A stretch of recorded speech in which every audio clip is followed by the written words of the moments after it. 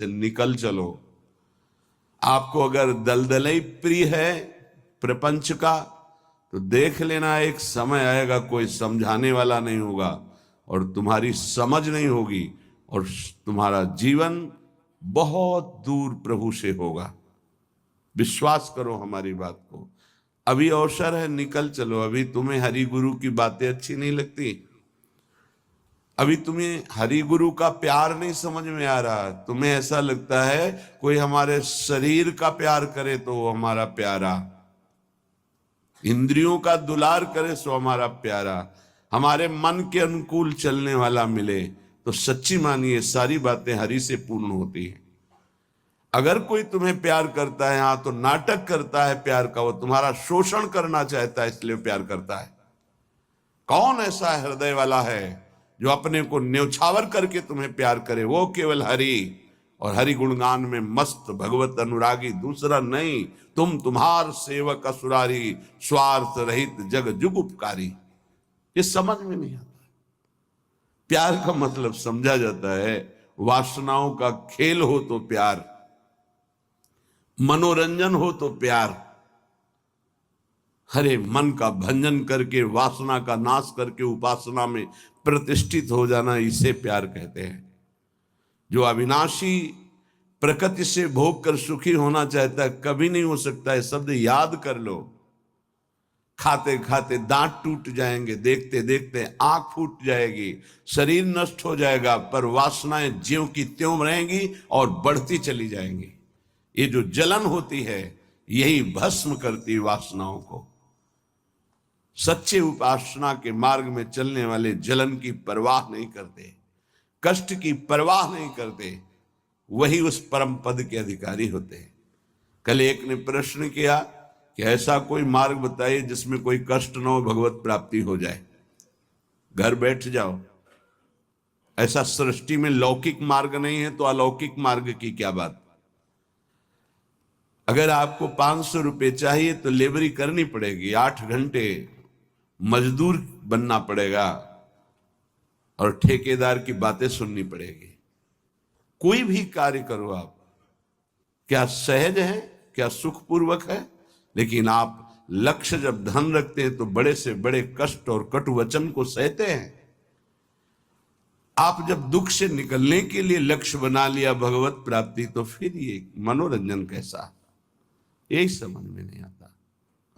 एक आदमी प्यासा होता है, पानी पिला दे, कभी अगर वो दोबारा दिखाई देता है तो नेत्र नम हो जाते हैं कि एक दिन की प्यास इसने बुझाई थी। जन्म जन्म की प्यास बुझाने के लिए नाम मिला, मंत्र मिला, उपासना मिली, उसका कोई महत्व तो नहीं। ये तुम्हें प्यार नहीं नजर आ रहा। जो कभी संभाषण नहीं करते थे, देखते नहीं थे, वे तुम्हें अंतर और बाहर दोनों से देख रहे, तुमसे संभाषण कर रहे हैं, ये तुम्हें प्यार नहीं समझ में आ रहा। हमारी तो यही समझ में नहीं आ रहा कि उपासक का लक्ष्य क्या है। अगर लक्ष्य नहीं है तो तुम्हें कोई भी बदल नहीं सकता, और लक्ष्य है तो तुम्हें कोई बदल नहीं सकता। दोनों बातें समझ लो। लक्ष्य नहीं है तो तुम्हें परमार्थी कोई नहीं बना सकता, और लक्ष्य है तो तुमको कोई स्वार्थी नहीं बना सकता। चाहे जितना कुसंग हो जाए, तुम्हारा परिवर्तन नहीं हो सकता, क्योंकि तुम्हारा लक्ष्य है हरि गुरु को प्राप्त करना। Angel One app is built for traders.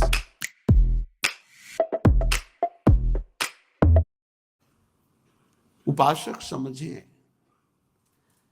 एक एक कदम तुमको प्यार मिलता चला जा रहा है। जानते हो, केवल पेट भरने के लिए, शरीर में वस्त्र पहनने के लिए और वास के लिए पूरा जीवन मेहनत करते हैं लोग, तब वो प्राप्त होता है तुम्हें आदर के साथ। ये सब बिना किसी प्रयास के मिल रहा है। किस लिए? तुम भगवान के हो, प्रियालाल के हो। इस बात की तुम्हें इज्जत रखनी है कि तुम प्रभु के दास हो, उसी की सब सुविधा है। अगर दासत्व विषयों का रखोगे तो छल कर रहे हो हमारे प्रभु के साथ। ये छल तुम्हारे हृदय को ताप पहुंचा देगा, ऐसा ताप जो कहीं शांति नहीं मिलेगी। समझ में नहीं आता। मेरे प्रभु उतरते चले जाते हैं, झुकते चले जाते हैं आपको उठाने के लिए। आप ऐंठते चले जाते हैं कि आप कुछ हैं, भोगना पड़ेगा आपको आगे। शब्द याद कर लीजिए, आगे आपको प्रतिकूलता ऐसे घेरेगी कि फिर कोई बचाने वाला दिखाई नहीं देगा, वो आप क्लेशित होंगे। इसलिए सावधान हो जाइए, परिस्थिति को सहना सीखिए। सहत सहत बाढ़े भगति गृह तनु गुरुहित गार। जो सहनशील वही महात्मा होता है, जो सहनशील है वही प्रेम रस का अधिकारी बनता है, जो सहनशील है वही प्रियाजू का कृपा पात्र बनता है। प्रियाजू कृपा पे कृपा करती चली जा रही, संसार समुद्र से निकाल करके अपने महल में रखकर अद्भुत सुख दे रही। यहां जानते हो भजन का स्वरूप क्या है?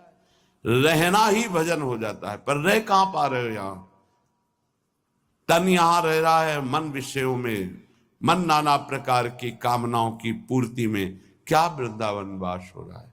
ये वनवास है। वृंदारण्ये चर अचर दृक् पश्य वृंदावन श्री। जिह्वे वृंदावन गुणगान कीर्त श्रोत्र गृह्यान। वृंदाटव्या भज परिमल घ्राण गात्र त्वमस्मिन्। वृंदारण्ये लुठत पुलकितम कृष्णो केलिस्थलीषु।